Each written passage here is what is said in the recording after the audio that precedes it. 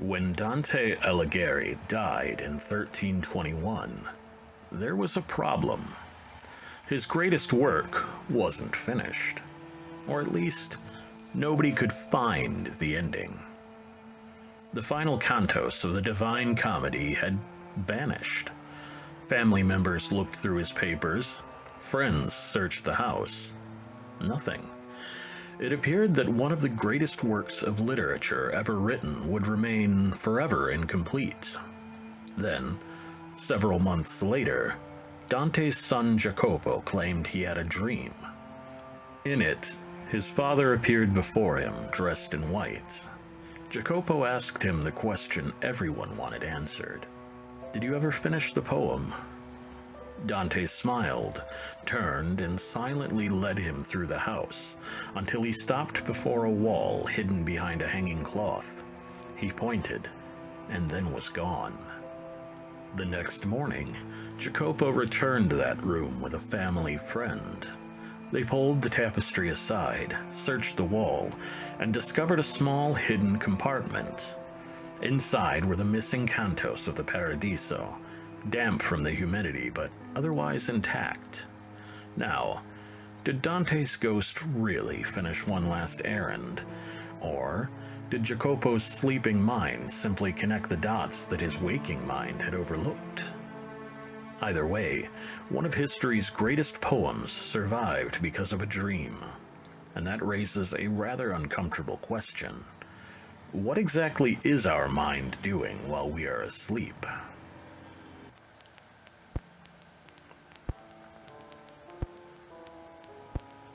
Myths and legend, history and hysteria, religion and the far reaches of the occult. These and more are the children of a common thing, belief, an intrinsic part of what makes us human. I'm your host, Liam Blackwood, an independent scholar of esoterica and eccentricities. A rational skeptic, father of two, writer, and lover of life. Pull up a chair, fellow lamplighter's, and let us cast the shadows back a bit as we examine what lies beneath the light of Occam's lantern.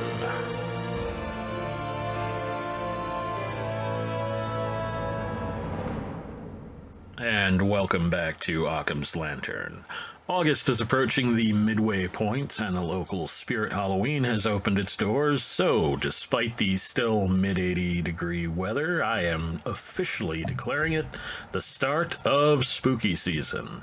And what better way than to be rolling into our Dreams and Nightmares two-parter here with you today. Not much in the way of news, other than a set episode forecast to look forward to. Our next episode, of course, is going to be the Nightmare Deep Dive, episode 16, followed by our Look at the Diablo series in number 17.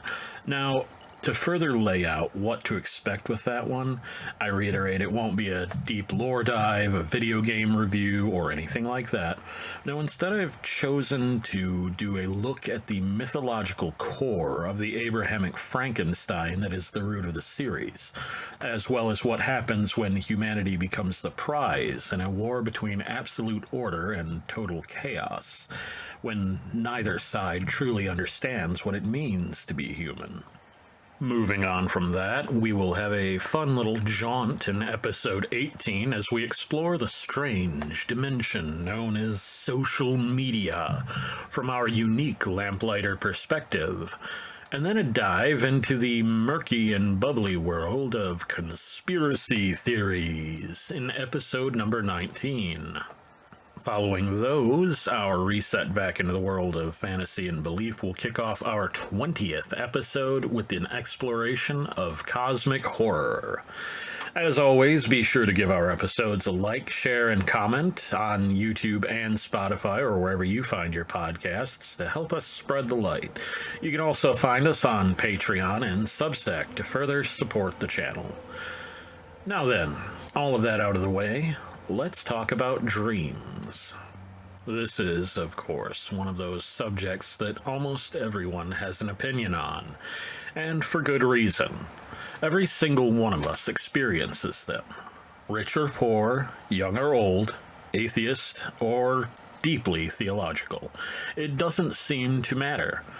If you're human and you sleep, your brain is going to spend a portion of every night constructing worlds that only you will ever see.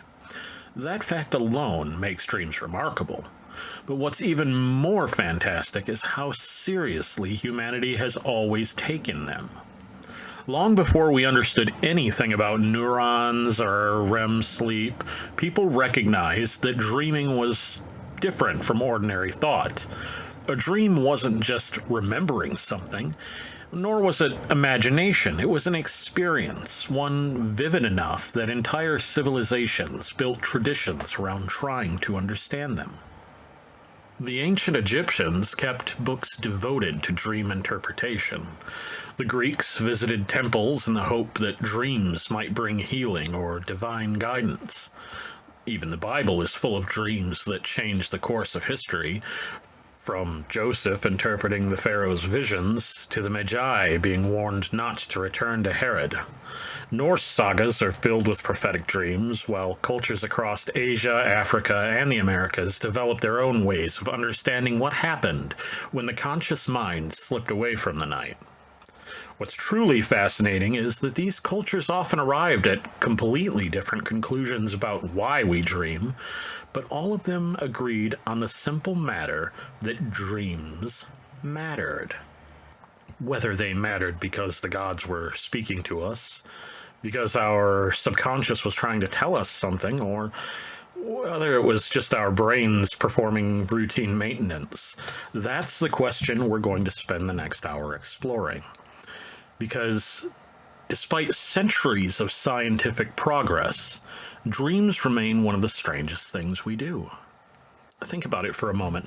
Every night, your brain creates convincing people who don't exist.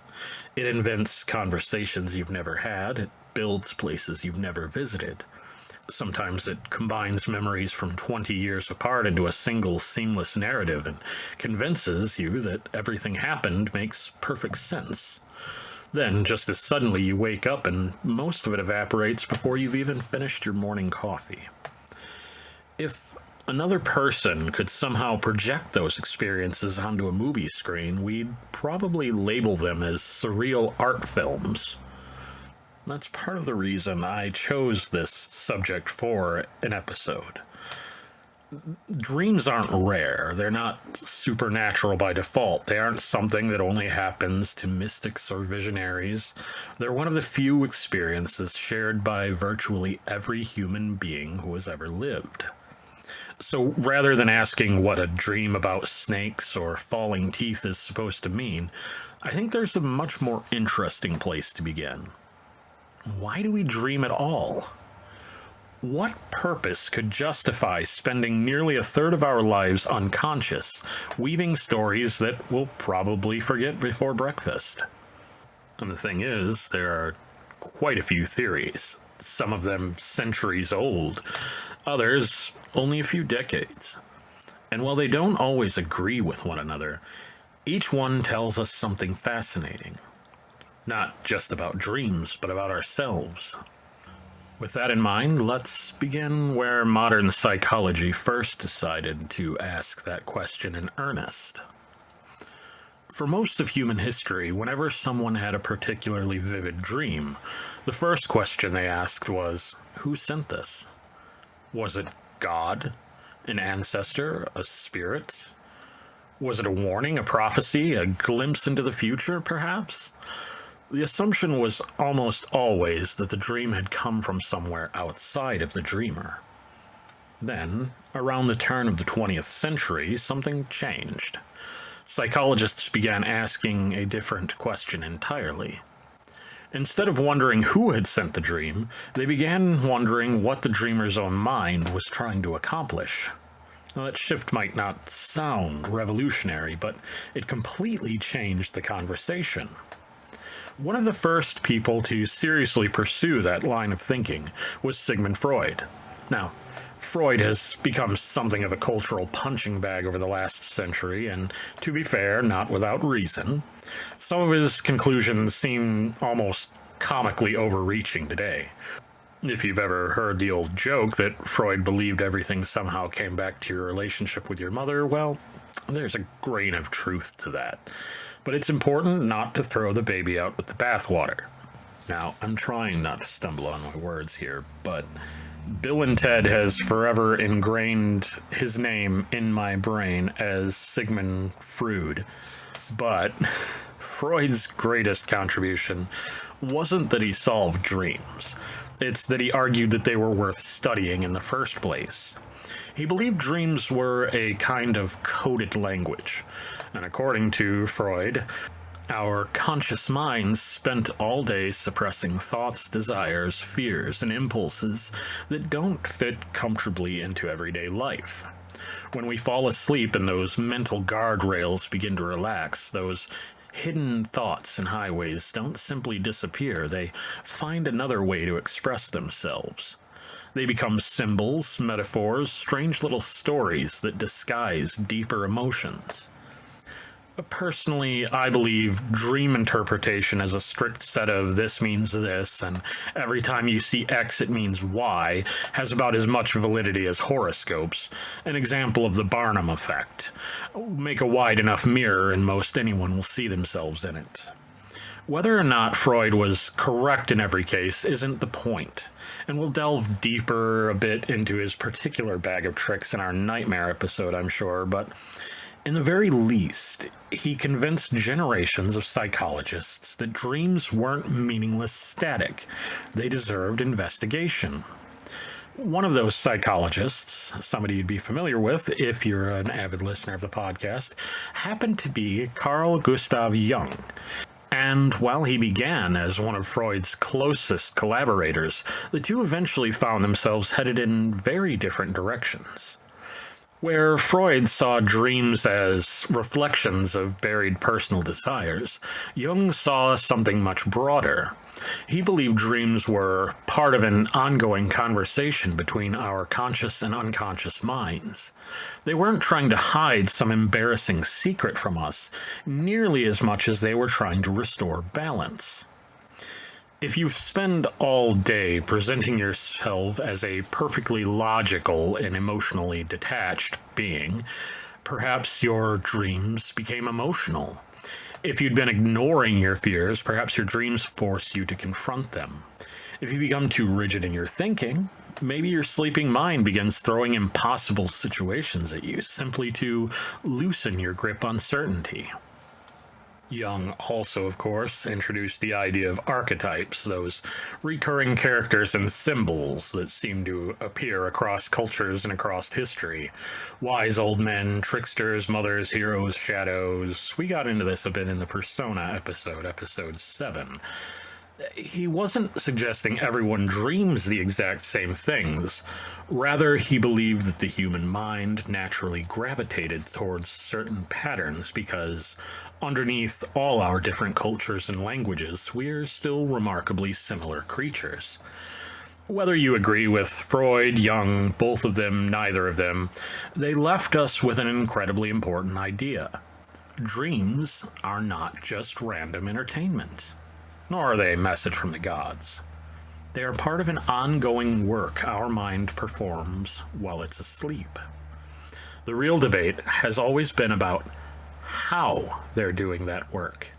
And that's where modern neuroscience begins to take the conversation in an entirely different direction. One of the things I find most satisfying about modern neuroscience is that it didn't arrive on the scene simply to tell everyone before it that they were wrong. In a lot of ways, it simply changed the tools we had available. For thousands of years, if someone wanted to understand dreams, all they could really do was talk about them after waking up. They compared stories, looked for reoccurring themes, and trying to infer what had happened while the dreamer slept. Today, we can actually watch the brain while it's dreaming. We can measure electrical activity, observe blood flow, monitor eye movement, and begin piecing together which parts of the brain are active and which ones have decided to clock out for the evening. The result isn't that dreams have become less mysterious. If anything, they've become even more strange. One of the first discoveries researchers made was that sleep isn't one long, uninterrupted state. Every night we move through a series of stages, cycling between lighter sleep, deeper sleep, and a stage known as REM sleep, rapid eye movement. It is called that because, although your eyelids are closed, your eyes are darting around beneath them as though they're following something happening in another world. Interestingly enough, they sort of are. REM sleep is where our most vivid cinematic dreams tend to occur. Your heartbeat becomes less regular, your breathing changes. The visual parts of your brain become incredibly active. Regions involved in memory and emotion light up like a city at night. At the same time, something else happens that's almost comical when you think about it. The part of your brain that's responsible for applying the brakes, questioning things, spotting contradictions, exercising critical judgment, becomes much quieter, which explains an awful lot. It's why, in the middle of a dream, you'll accept the most ridiculous chain of events without so much as raising an eyebrow. Your childhood home somehow opens into your current workplace, your favorite teacher is suddenly your dentist, and you're having a perfectly normal conversation with someone who's been dead for 10 years, and at no point do you stop and ask, oh, now hang on a second, what's all this? Your brain simply shrugs and says, seems reasonable, carry on. Only after you wake up does your conscious mind start putting the pieces back together and realizing none of it made any sense. That tells us something important. Dreams aren't simply random movies being projected into our heads. They're experiences being created by a brain that's operating under a very different set of rules than it does during the day. I know numerous times I've woken up with a brilliant idea, only to write it down and discover in the morning that it was absolute rubbish. The question is, why? Why does this happen? Why devote so much energy to creating these elaborate internal worlds night after night? Researchers have proposed several ideas over the years, and while there's still plenty to debate about the finer detail, a few themes continue to appear again and again. One of the strongest ideas is that dreaming helps by consolidating memory. Throughout the day, we are constantly taking in information, faces, conversations, sounds, emotions, facts, little observations that we don't even realize we've noticed. Sleep appears to be the time when our brain begins sorting through that mountain of material, deciding what gets filed away for long-term storage and what gets connected to older memories and what can safely be discarded. If you've ever seen the kids' movie Inside Out, this might all sound radically familiar. Think of it less like a computer saving files and more like an archivist working through a room full of books after the library is closed. Volumes are moved to new shelves, related subjects are grouped together, damaged pages repaired.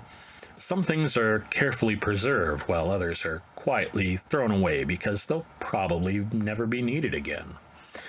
If that's true, and the evidence increasingly suggests it is, then dreaming isn't a distraction from the brain's real work. Dreaming is the work. Which would explain why people who are deprived of healthy sleep don't just become tired, they become forgetful. They struggle to regulate their emotions, their concentration slips, judgment becoming impaired. It's though the librarian never had a chance to put away yesterday's books. And here comes today's shipment, and before long the whole place starts to become a mess. A big, foggy, piled up mess. The more I read about dreaming, the more I found myself coming back to one question. If our brains are really spending the night sorting memories, organizing emotions, and filing away information, why does it all come wrapped up in a story? Why not just do the work? Why invent people that don't exist or build places we've never been? Again, the entire conversations that just vanish the moment we wake up. The answer may simply be that our brains don't really think an isolated piece of information. They never have. Think about your own memories for a second. If I asked you to remember your first day of high school, you probably wouldn't begin rattling off a list of facts. You wouldn't say, well, my shirt was blue, it was 72 degrees outside, and my second class started at 9:18. You'd tell me what happened. You'd remember who you were nervous to talk to, maybe, the classroom you got lost trying to find, the teacher who made everyone laugh, maybe something embarrassing happened that still makes you cringe 20 years later. You'd tell me a story. And that's how we seem to organize our lives. Not as databases full of information, but as narratives that connect one experience to another. Something we here at Occam's Lantern explore every episode. So maybe it shouldn't surprise us that the sleeping brain seems to do the exact same thing. Imagine you've had one of those days where nothing particularly extraordinary happened. You argued with your boss that morning, stopped for coffee on the way home, watched half a documentary before bed, and somewhere in the middle of it all, you caught the smell of somebody wearing the same cologne your grandfather used to wear. Those events have absolutely nothing to do with each other, at least not while you're awake. But then you fall asleep and suddenly your grandfather is sitting in your boss's office having coffee while discussing ancient Rome. It's absurd until you realize your brain isn't trying to recreate reality, it's trying to organize it. And that's a very different job. I think it's where a lot of dream interpretations start to go sideways. Now, we've all seen the books, manuals, websites claiming, again, to use the previous examples, snakes mean one thing, or if you're losing your teeth, that means something else. And, well, if you're flying, well, congratulations, that's another chapter entirely. I've never found that especially convincing. Not because symbols don't matter, but because I don't think symbols belong to all of us equally. It takes something as ordinary as a dog. Now, for me, that word brings immediately one set of memories. For you, it might bring up another. Someone who grew up surrounded by dogs is going to react very differently to someone who was attacked by one as a child. Neither person is wrong, they're simply carrying different experiences in the same symbol. So why should our dreams ignore that? It makes much more sense to me that our dreams are borrowing from our own lives rather than pulling definitions from some universal dictionary. I think that's probably why you can hear experiences of two people waking up having the exact same dream and coming away with it with completely different feelings about it. The dream isn't speaking a shared language, it's speaking your language, using images, places, and people that already mean something to you. And again, this is something that I find absolutely intriguing about dreams. Whether they're revealing anything profound is still very much up for debate, but they do offer something we almost never get to see while we're awake. They give us a glimpse into our own minds, making connections in real time, stitching together memories, emotions, worries, hopes, and random fragments of everyday life into something that feels coherent, if only for a few minutes. By the time we wake up, most of that work has already finished. The story fades again. But whatever our brains were trying to accomplish, they've already moved on to the next chapter. And one of the oddest things about dreams is that most of the time we never stop to question them. It doesn't matter how bizarre things become. You could be having dinner with Julius Caesar on the bridge of the Starship Enterprise while your childhood dog is explaining quantum mechanics, and somehow your sleeping mind just nods along through it as if it's an entirely reasonable Tuesday afternoon. Then, of course, there are those rare moments when something changes. Maybe someone says something that doesn't quite make sense. Maybe you look down and realize you have 6 fingers. Maybe you read a clock twice and discover it's displaying 2 completely different times. However it happens, a tiny little voice in the back of our mind suddenly asks a question it probably should have asked much earlier. Wait a minute. Am I dreaming? If you've ever experienced that moment, you've possibly stepped into something known as a lucid dream. Now, despite how it sounds, lucid dreaming isn't some fringe idea or mystical practice as much as it's used by certain occultniks or magicians to describe some mystical experience. It is a well-documented phenomenon that's been studied for decades, and researchers have even developed ways to communicate with lucid dreamers while they're asleep. Because your eyes still move during REM sleep, people who realize they're dreaming can perform agreed-upon patterns of eye movements that researchers are able to observe in the laboratory. Think about how incredible that is. Someone is asleep, they're actively dreaming, they become aware that they're dreaming, and then they intentionally communicate with somebody in the waking world. That sounds like science fiction made reality. Now, that may happen a lot, increasingly so, more nowadays in the ever onslaught of developing technology. What's interesting, though, is that becoming lucid doesn't necessarily mean you gain complete control. That's one of the biggest misconceptions people have. Some people, myself included, can reshape the dream almost at will. They decide to fly and then fly. They want to visit another country and suddenly they're there. Others find that they're really more like conscious passengers. They know they're dreaming, but the dream keeps unfolding on its own. They're simply along for the ride, but with a little bit more awareness than before. Of everything I've read and studied, it seems to exist on a spectrum rather than being an on-off switch. Of course, once people realized this was something that could happen naturally, the next question became whether it could happen intentionally. As it turns out, maybe. One of the oldest and simplest techniques is nothing more complicated than keeping a dream journal. Before you even get out of bed in the morning, you write down everything you can remember. Most dreams disappear astonishingly fast, almost like trying to hold on to fog, but by making a habit of recording them, many people find that they begin remembering more and more.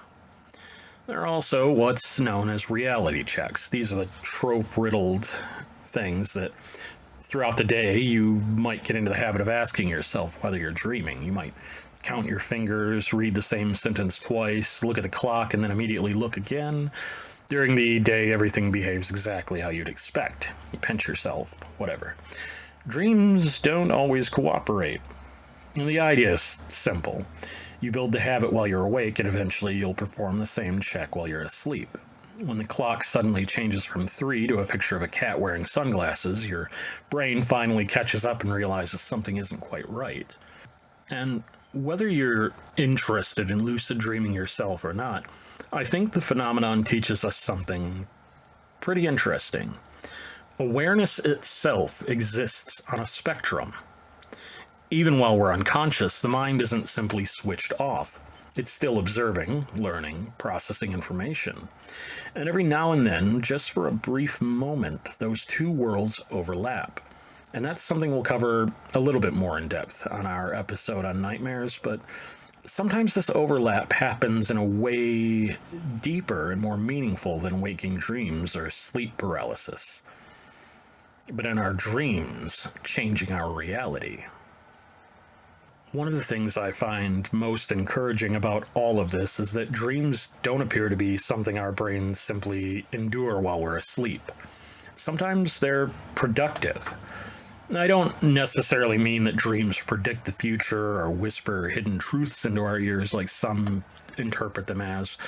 I mean that there are countless examples throughout history where someone woke up with an idea they simply didn't have the night before. Look at our intro story about Dante. That to me is extraordinary all by itself. One of the oldest examples comes from the chemist Auguste Kekule. For years, chemists had been working to try to understand the structure of benzene. The mathematics worked, the chemistry worked, but nobody could figure out how the atoms were actually arranged. Then one evening, after spending countless hours thinking about the problem, Kekule reportedly drifted off to sleep in front of his fireplace. In a dream, he saw a serpent seize its own tail, performing a perfect ring. When he awoke, it struck him almost immediately. The structure wasn't a chain, it was a ring. Now, whether the dream literally solved the problem or simply allowed his subconscious to connect ideas he'd already been wrestling with doesn't really matter. The point is that his sleeping mind reached a conclusion that his waking mind had not, and that's remarkable. And it isn't the only story like that either. Most people know the song Yesterday by the Beatles. What many don't realize is that Paul McCartney has always maintained that the melody came from him in a dream. He woke up convinced he'd accidentally remembered someone else's song because it sounded so complete. For weeks he played it for friends, asking whether they'd heard it before. They hadn't. It had simply arrived while he was asleep. Then there's Mary Shelley. One rainy summer in Switzerland, she and a group of friends challenged one another to write ghost stories. She struggled with the assignment for days until one night she experienced what she later described as a waking dream, a vivid vision of a scientist kneeling beside the thing he had assembled, watching as it began to move. That one image became Frankenstein. One dream, one image, one of the most influential novels ever written. And of course, there's the story we opened tonight's episode with. When Dante's son dreamed of his late father pointing towards a hidden compartment in the wall, did the dream really reveal the missing cantos of the Paradiso? Or had his subconscious quietly remembered details he'd overlooked while everyone was frantically searching?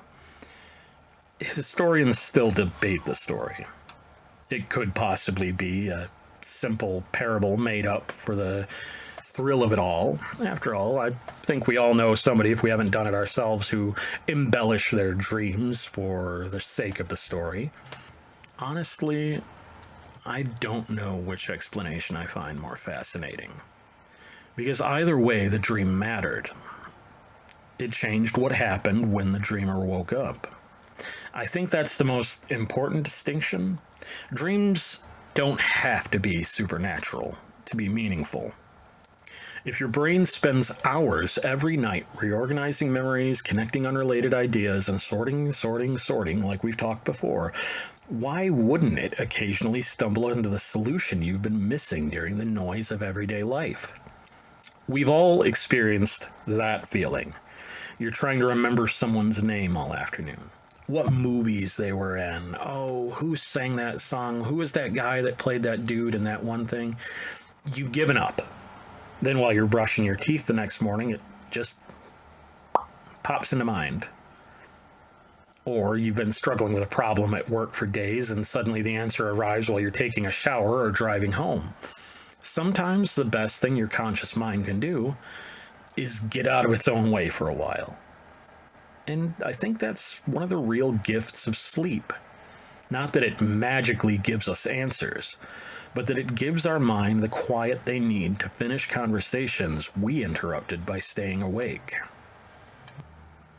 If the last 100 years have taught us anything, it's that the line between science fiction and science fact has a habit of moving. There was a time when flying across the Atlantic in a few hours sounded absurd. Carrying every book you'd ever want to read in your pocket was equally, if not more so. Talking to an artificial intelligence that could answer questions in plain English, well, if you'd suggested that to someone in the 1950s, they probably would have smiled politely before changing the subject, making a mental note to avoid future conversations. So I can't help but wonder where dream research is headed next. We've already begun to see hints of it. Researchers have become surprisingly good at looking for patterns of brain activity and making educated guesses about what's happening, what somebody is seeing. Not perfectly, of course. Nobody is watching movies directly from another person's mind, but we have reached a point where computers can reconstruct rough images based solely on neural activity. They're blurry, abstract, and often more impressionistic than accurate. But 20 years ago, that would have sounded impossible. And now that raises an interesting question.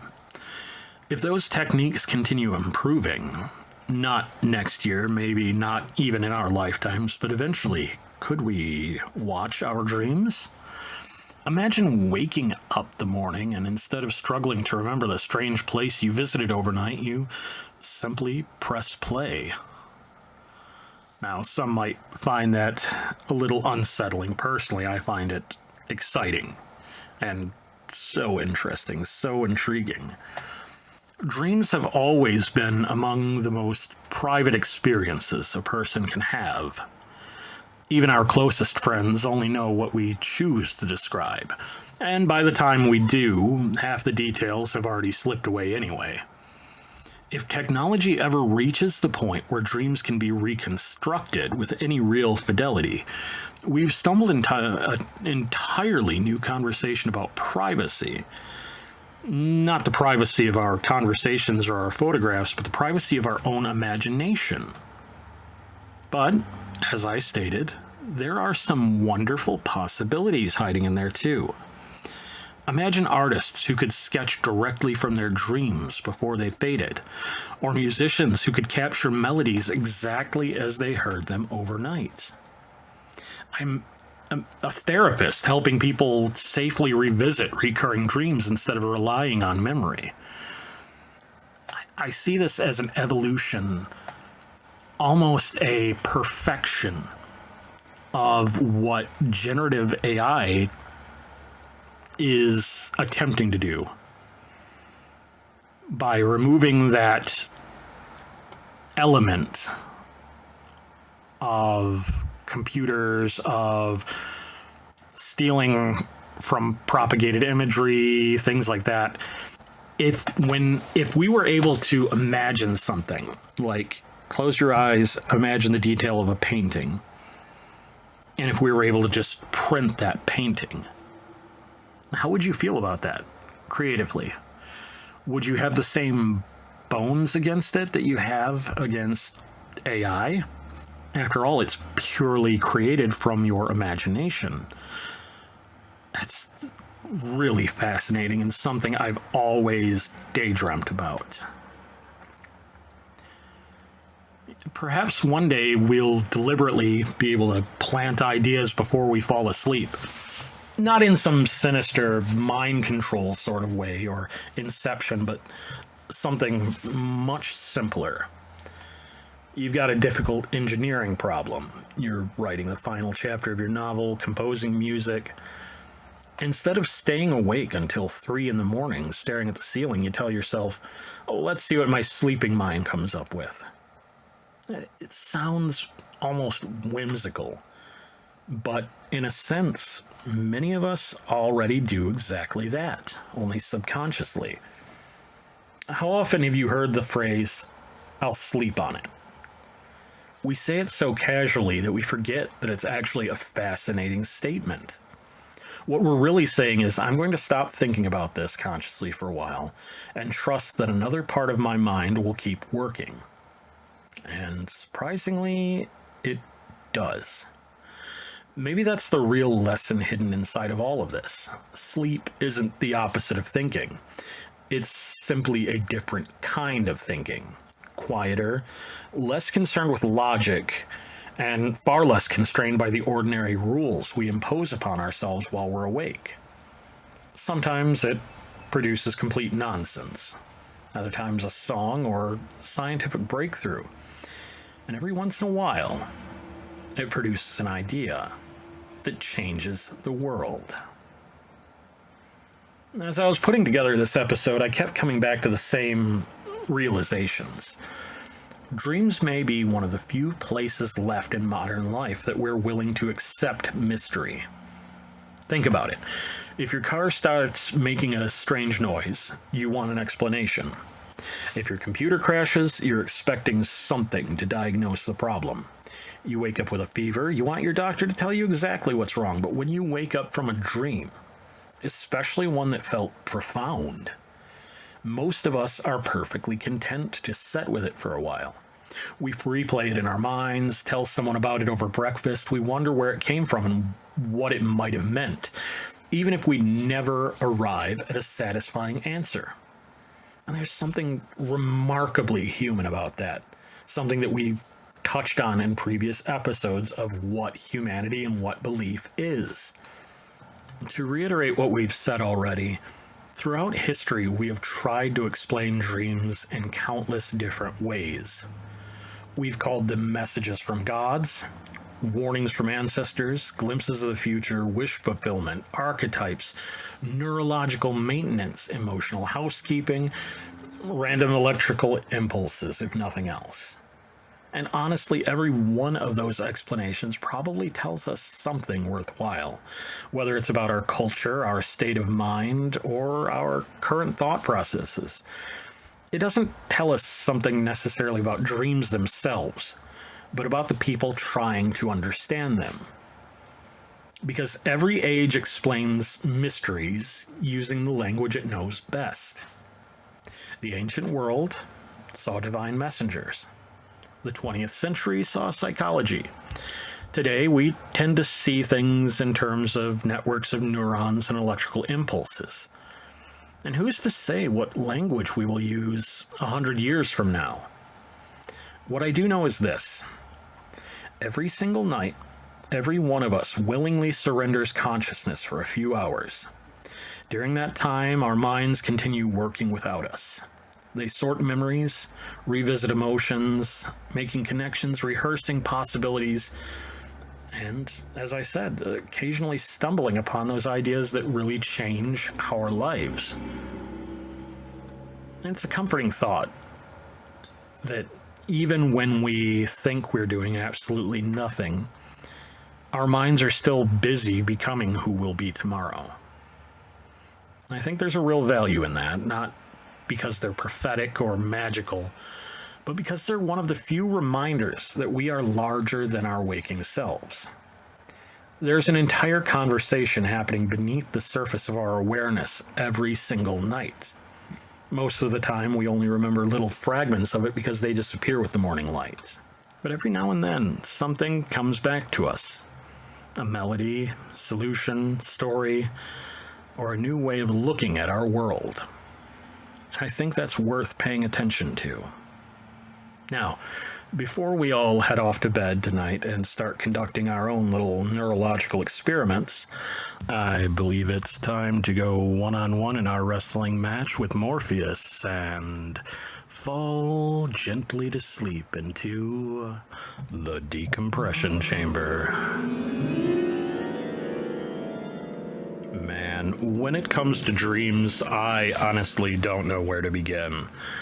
There's going to be a lot more to cover in our next episode as far as nightmares are concerned, and I've got a lot of personal anecdotes as far as that goes.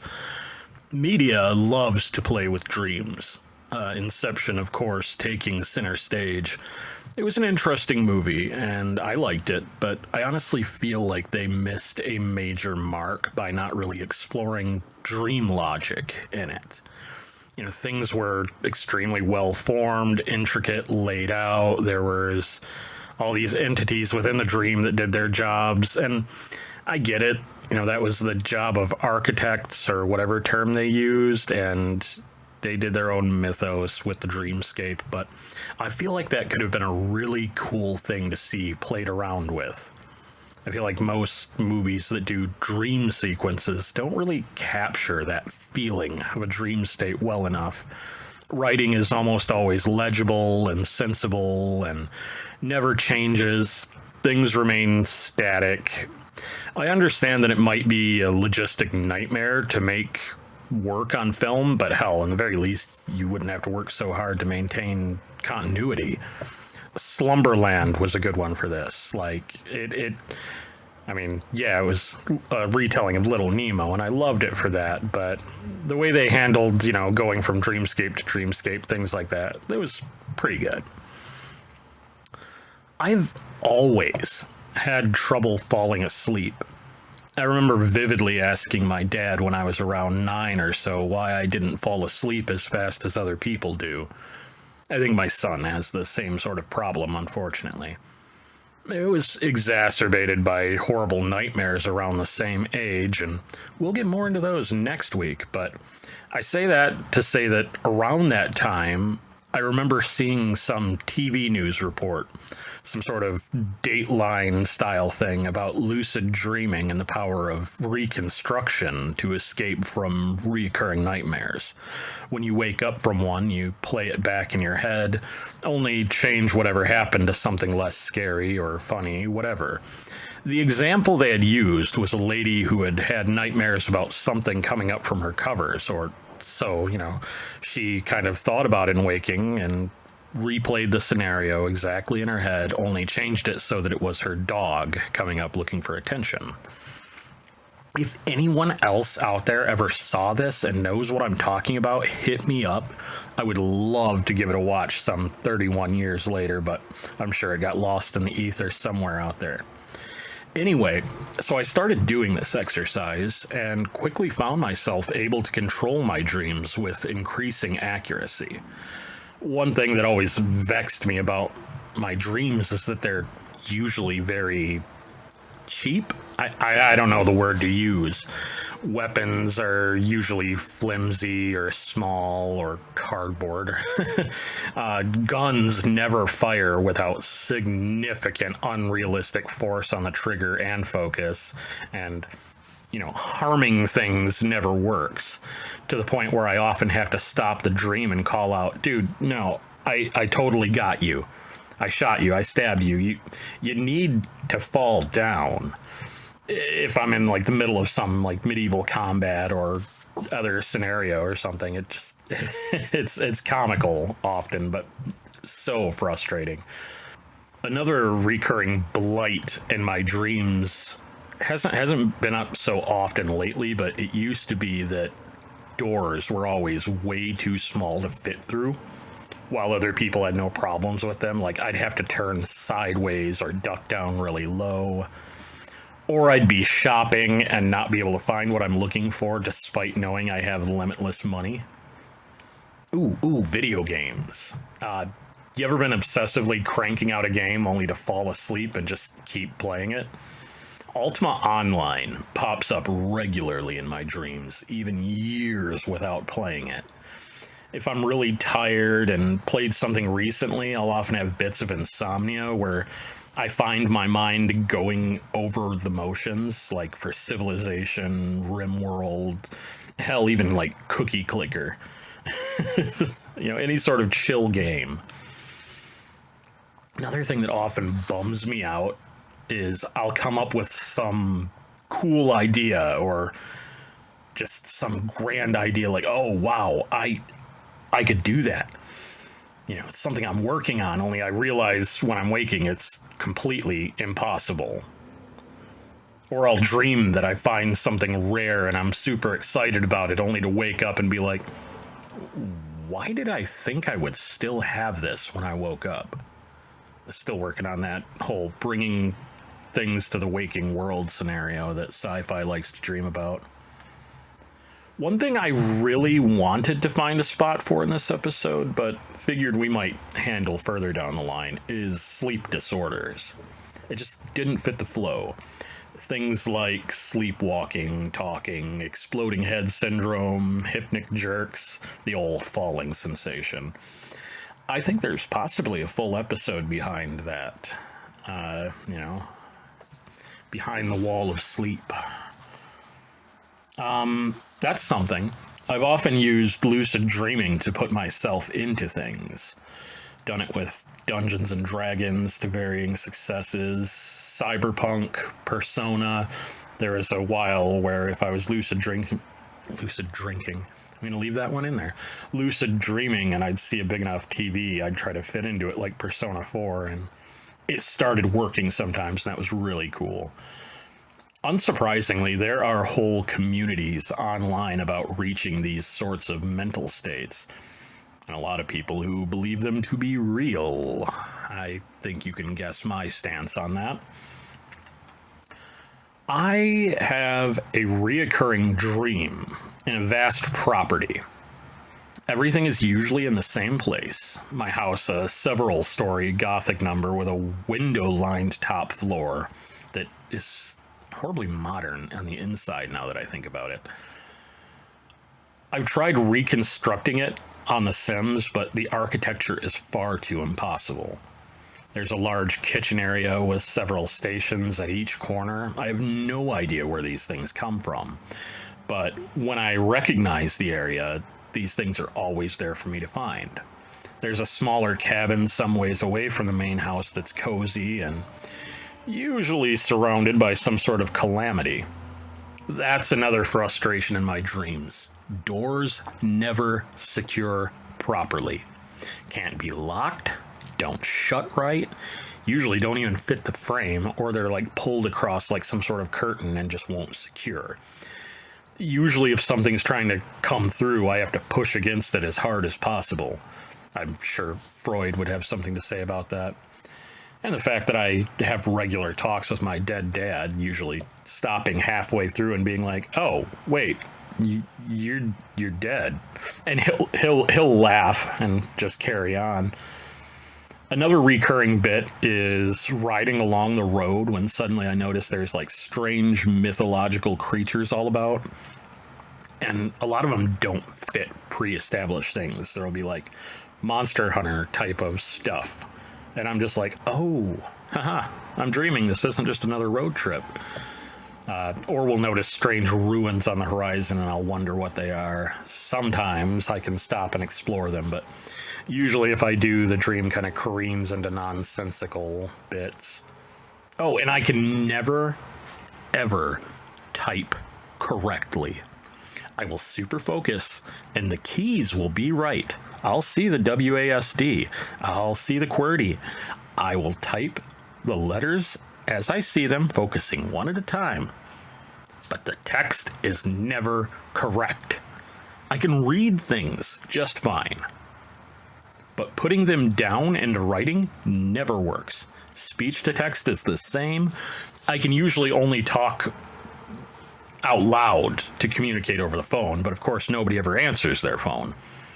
And it's always an old Nokia flip phone or something with galleries of pictures that are really interesting to look through. Needless to say, dreams have always been absolutely fascinating to me. I've got a process of keeping them somewhat in line that I will detail explicitly in our nightmare episode next week, but I think we'll be wrapping it up for now. But before I go, I want to get some feedback from you, and I genuinely want to hear this one. What is the single dream that you think about that you have never forgotten? I'm not asking for the funniest one or the strangest one or one that reoccurs often, although if you want to share those, I'd love to hear them too.